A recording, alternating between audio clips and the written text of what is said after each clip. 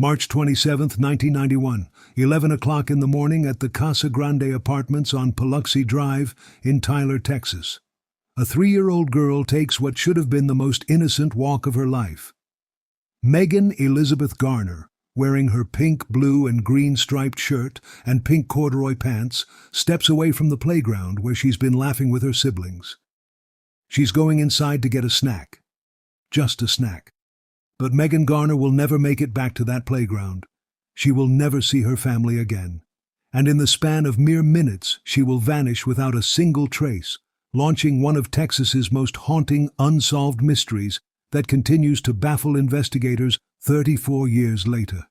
This is the story of what happened when a normal spring morning became a parent's worst nightmare. A case where every lead has led to a dead end, where advanced DNA technology has failed to provide answers, and where a community still holds its breath, waiting for the truth about what happened to little Megan Garner. The apartment complex was typical for 1991. Kids played outside without parents hovering constantly. Megan was playing with her 8-year-old sister Fallon, her 6-year-old brother Chance, and her cousins Nikki, age 8, and Van, who was 4. 5 children, ages 3 to 8, enjoying what seemed like another ordinary day. The children had gone up to apartment 2056, where the Garners lived, to get water. Megan was last seen standing by the air conditioner near the laundry room. Here's where the story takes its devastating turn. Megan was reportedly scared to cross the street, so the other children left her outside. When they returned minutes later, Megan was gone. Not hiding in a closet, not wandering in a nearby yard. Gone, as if she had simply evaporated into the Texas air. Detective Jim Holt of the Tyler Police Department calls this a parent's nightmare. But there's something even more chilling about this case. There were no witnesses to Megan being abducted, disappearing, or wandering off. No one saw anything. Think about that for a moment. In broad daylight, at 11 in the morning, in an apartment complex with multiple families, a 3-year-old child vanishes without a single person seeing what happened to her. The initial search was immediate and massive. Tyler Police Department launched an extensive investigation. Volunteers combed through every inch of the area. Search dogs were brought in. The FBI joined the investigation. But 34 years later, they still don't have a single concrete clue about what happened to Megan Garner. But here's what makes this case even more mysterious. On April 4, 1991, just 8 days after Megan's disappearance, investigators received a tip about a child matching Megan's description being seen at a local grocery store. The child was reportedly seen with an unidentified man, described as Caucasian, standing between 5'8" and 5'9", approximately 35 years old in 1991, with a muscular build. Was this Megan? The investigators couldn't be certain. The man remains unidentified to this day. If you've been following cold cases, you know that DNA technology has been revolutionizing investigations. In Texas alone, cases that seemed impossible to solve are finally getting answers. Just this year, Irving police used new DNA technology to arrest a suspect in the 1994 murder of Megan Johns after 31 years. But Megan Garner's case presents a unique challenge. There's simply no physical evidence to test. Detective Holt took over the case in 2016, picking up where others had left off, and spent nearly 10 years tirelessly chasing leads. He understands something that many people don't realize about cold cases. The limitations of forensic technology at the time mean investigators are still working with the same evidence, hoping that advancements will one day bring new leads. There's no way you can predict what tools you'll have in the future. So they have no idea of what they could preserve and save, and what they could do for a case that's still being looked at 30 years ahead, Holt said. You just can't predict that. So that's always a battle with any kind of cold case. What's particularly heartbreaking about Megan's case is how it has become a deeply personal mission for every detective who has worked on it. They're ones you take special interest in, and I think everybody that's ever had the Megan Garner cases had that special interest. And everybody's wanted to try to find something, wanted to be the one who figures out what happened, Holt said. Holt transitioned to the Digital Forensics Unit in 2022, passing Megan's case to another investigator. He said working cold cases takes an emotional toll, and officers need unwavering dedication. Megan's case is documented in the National Missing and Unidentified Persons System under case number MP6106, and with the National Center for Missing and Exploited Children under case number 752334. Every few years, the National Center for Missing and Exploited Children releases an age progression image of Megan. The most recent, from 2022, shows what she might look like at 34. Now she would be 37 years old. These age progression photos serve as a reminder that somewhere out there, if Megan is still alive, she's now a grown woman who might not even know her true identity. If this case is gripping you as much as it's gripped investigators for decades, make sure you hit that subscribe button and share this video. Cases like Megan's need visibility. Someone out there knows something, and your share could be the one that reaches them. But here's what recent developments in forensic science have shown us. In 2018, Detective Holt revealed that specialists were coming in to do a full evaluation of the case and update it by digitizing the files in current format and looking for any leads that could have been missed or that technology would allow them to pursue. The technology that's solving decades-old cases today wasn't even imaginable in 1991. DNA Labs International in Florida and other private companies are now able to extract usable DNA from evidence that was previously considered untestable. Genetic genealogy has helped law enforcement agencies identify suspects in over 300 cold cases. But Megan's case lacks the one thing these technologies need most: physical evidence. Megan was born on October 9, 1987. She was 3 feet 2 inches tall, weighed 30 pounds, had brown straight hair and brown eyes. She had an olive complexion and was right-handed. There were shadows beneath her eyes. She was wearing a long-sleeved pink, blue and green striped shirt, pink corduroy pants, blue socks, and blue and white Reebok sneakers. These details, preserved for over 3 decades, represent the last confirmed sighting of a little girl who should now be living her life as a 37-year-old woman. Megan's mother, Melanie Jackson, has never given up hope. I think it's so important to report anything that anyone might remember or might have seen, or if someone has seen someone that looks like her age progression, because all we want at this point is to know where Megan is, Jackson said in a 2018 interview. Jackson said, despite the years of silence, she holds on to hope that one day she will learn what happened to her daughter. The apartment complex has changed names over the years. What was once the Casa Grande Apartments is now known as the Ranch at 4400 Paluxy Drive.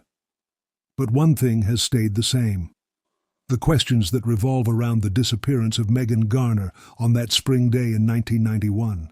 There's no way of knowing if she's alive or not.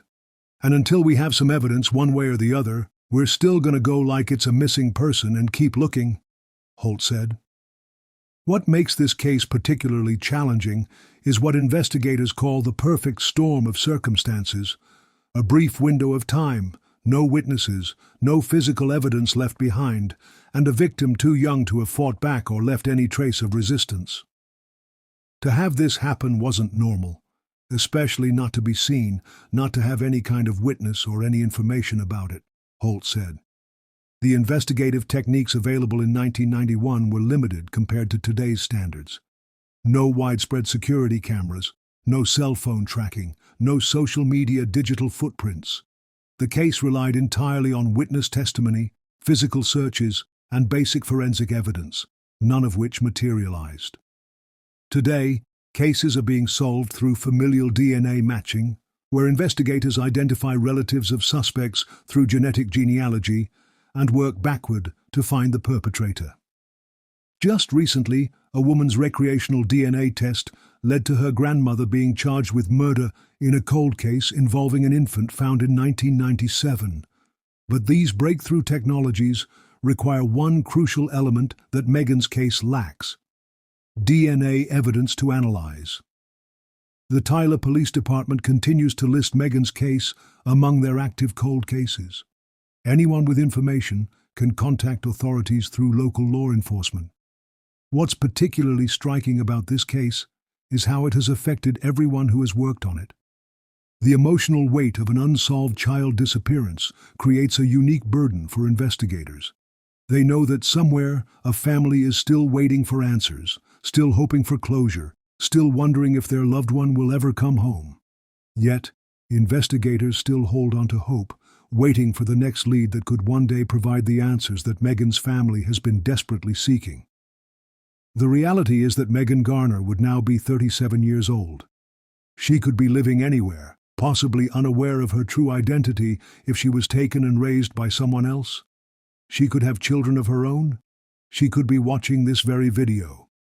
According to Project Cold Case, between 1965 and 2023, there have been roughly 26,009 unsolved homicides in Texas. Missing person cases like Megan's add another layer of heartbreak to these statistics. The advancement in forensic technology has been remarkable. What investigators couldn't test in 1991 can now yield crucial evidence.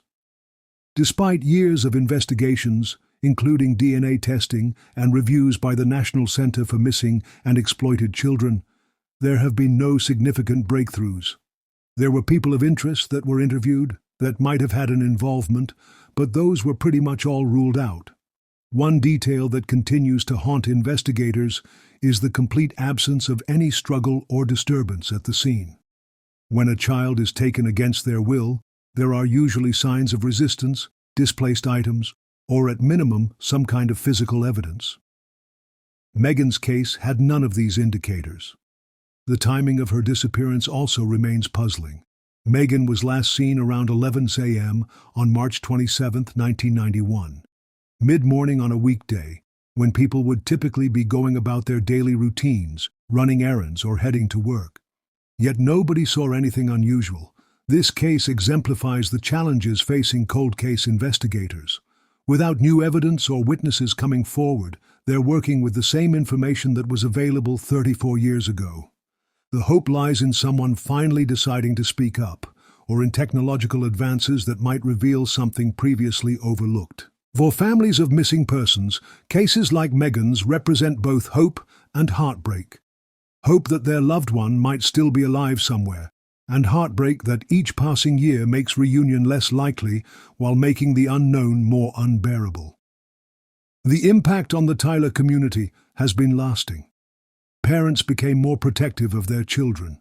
The apartment complex implemented additional security measures. And the case became a constant reminder that tragedy can strike anywhere, anytime, without warning. What's most chilling about Megan's disappearance is how ordinary everything seemed that morning. No unusual visitors to the complex, no suspicious vehicles reported, no one acting strangely. It was just another typical Wednesday morning until it wasn't. The investigation revealed that Megan was described as a shy child who wouldn't typically go with strangers willingly. This detail has always puzzled investigators because it suggests that either she knew her abductor or something else entirely happened that morning.